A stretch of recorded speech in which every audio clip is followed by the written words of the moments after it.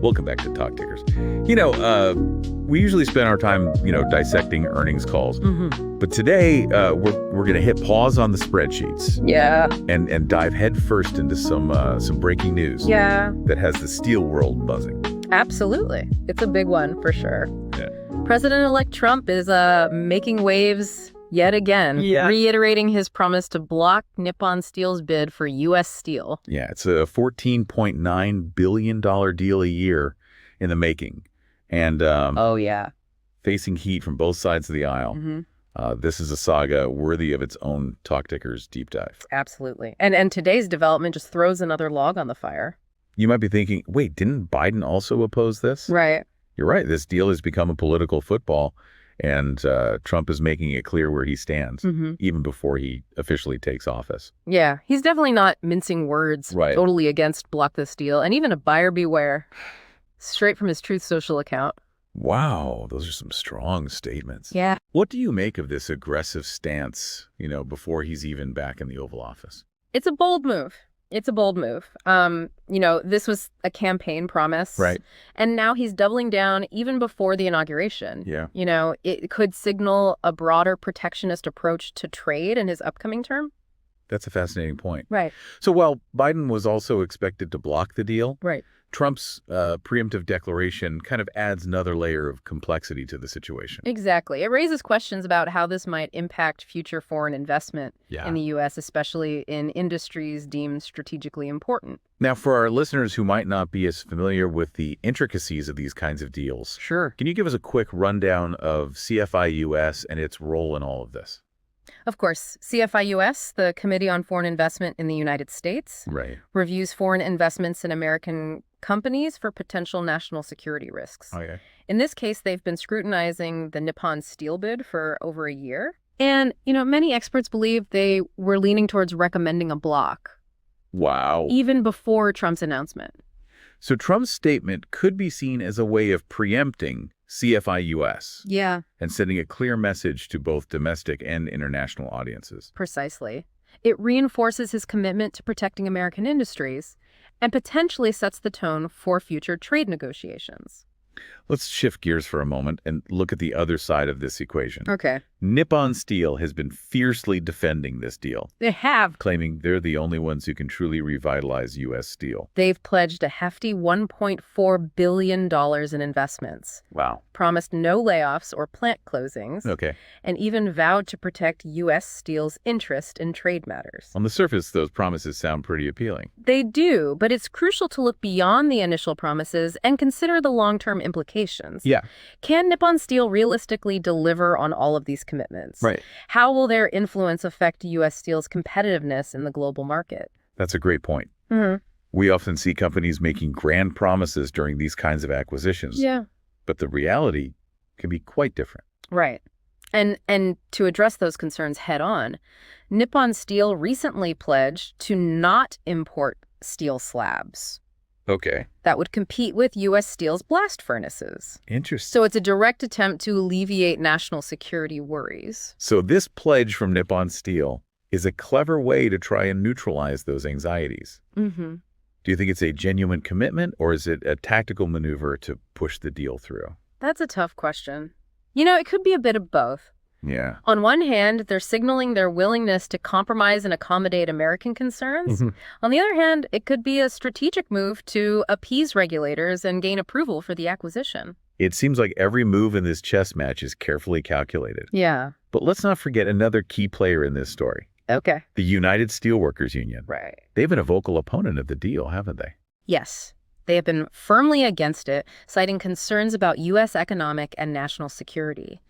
They argue that foreign ownership could lead to job losses and weaken America's industrial base. That's a powerful argument, especially given the union's influence and the potential impact on their members' livelihoods. Absolutely. Yeah. But what makes this even more interesting is that not all workers are on the same page. Oh, really? Some actually support the deal. Wow. They believe that Nippon Steel offers a better future than other potential buyers. Okay. Like Cleveland-Cliffs, who have a reputation for aggressive cost-cutting measures.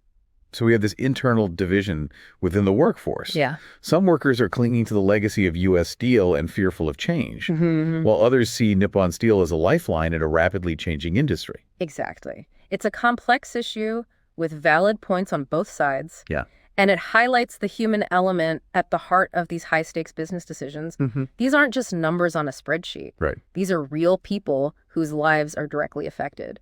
It's fascinating how a single deal can stir up so much debate, and expose these underlying tensions within an industry and a workforce.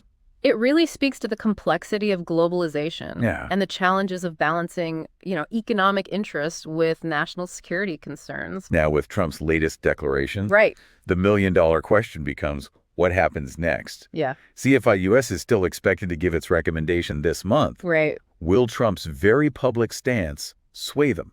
It's hard to say. Or could we see a scenario where Biden tries to defy him before leaving office? It's a fascinating political chess match playing out here. Right. It's hard to say for sure what impact Trump's statement will have on CFI-US. I mean, they are supposed to operate independently, Right. but it's impossible to ignore the political pressures surrounding this case. Yeah. And as for Biden, it's highly unlikely he would make such a controversial move in his final days, Right. especially when he's already expressed opposition to the deal. So it seems like the momentum is swinging in favor of the deal being blocked. Yeah. But what does that mean for U.S. Steel? Yeah. They've issued warnings about closing blast furnaces, potential job losses, Right. an uphill battle to stay competitive on a global scale. Yeah. Are these just scare tactics, or are they facing a very real threat?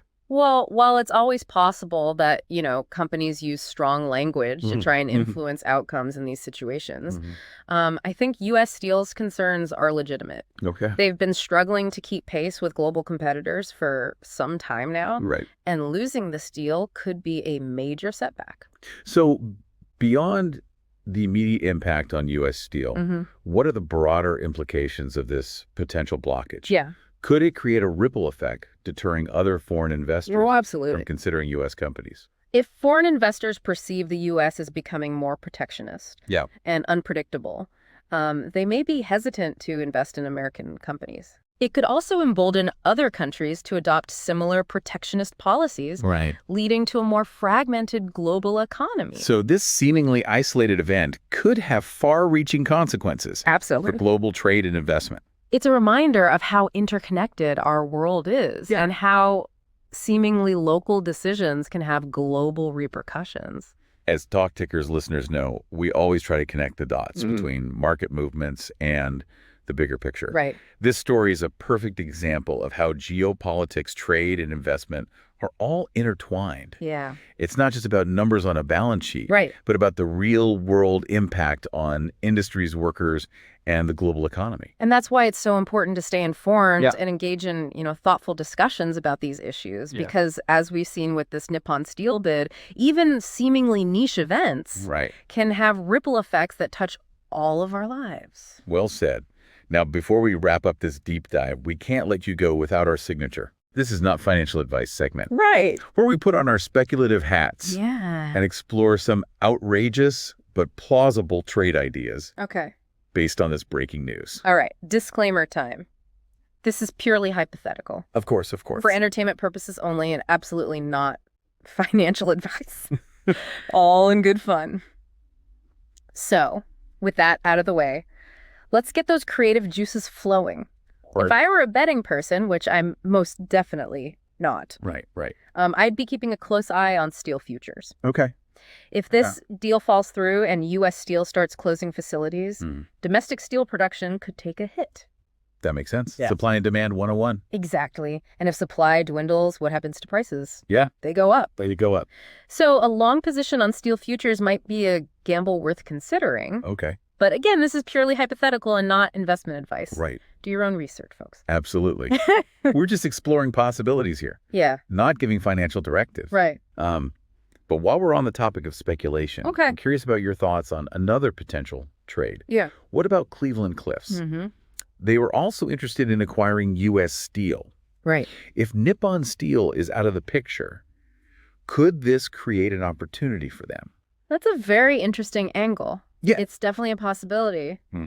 If the Nippon Steel deal collapses Right. and U.S. Steel is forced to consider other options, Cleveland-Cliffs could swoop in. Yeah. Now, whether that's a good or bad thing for U.S. Steel and its workers is a whole other debate. Right. But from a purely speculative standpoint, it could present an interesting opportunity. So for those brave souls who like to play the what-if game, keeping an eye on Cleveland-Cliffs stock might be worthwhile. Yeah. But again, we're just brainstorming here. Right. Not doling out investment strategies. Precisely. And on that note, I think it's time to wrap up this deep dive into the Steel saga. We've covered a lot of ground, from the political maneuvering to the economic implications to the human impact of this potential deal. It's been a fascinating journey. It's been a wild ride for sure. Yeah. And as we wrap up this deep dive, I want to circle back to something you touched on earlier. Yeah. The human element. This whole saga has really put a spotlight on, Absolutely. the very real anxieties of workers in industries facing massive disruption. It's easy to get lost in the, the high stakes financial maneuvering and political posturing. But at the end of the day, this is about people's livelihoods, their families, their communities. We heard that firsthand from that worker who talked about the good life U.S. Steel provided for his family and his hope that, Nippon Steel would continue that legacy. Right. It's a reminder that these decisions have a ripple effect that extends far beyond boardrooms and trading floors. Absolutely. These workers are facing a lot of uncertainty right now. Their jobs, their futures are hanging in the balance.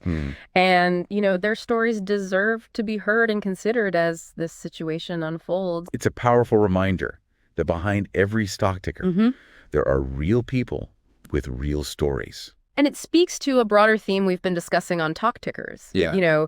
The changing landscape of the global economy and the challenges facing, traditional industries like steel.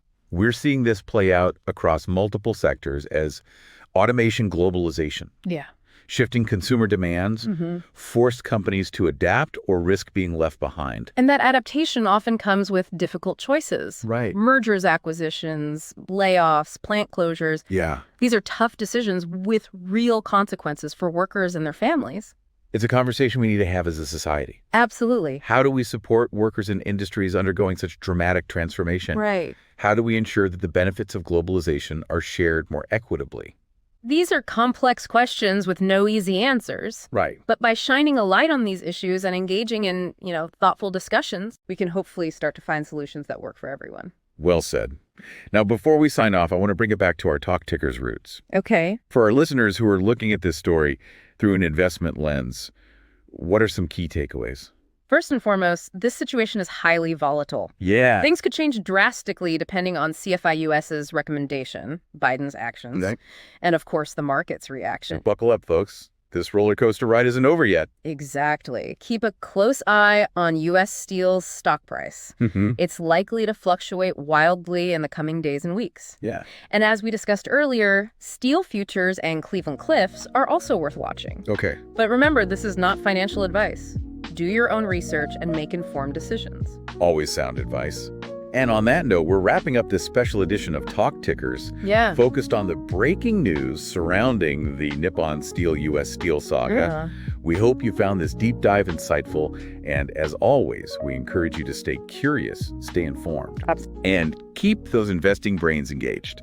Until next time, happy investing, everyone.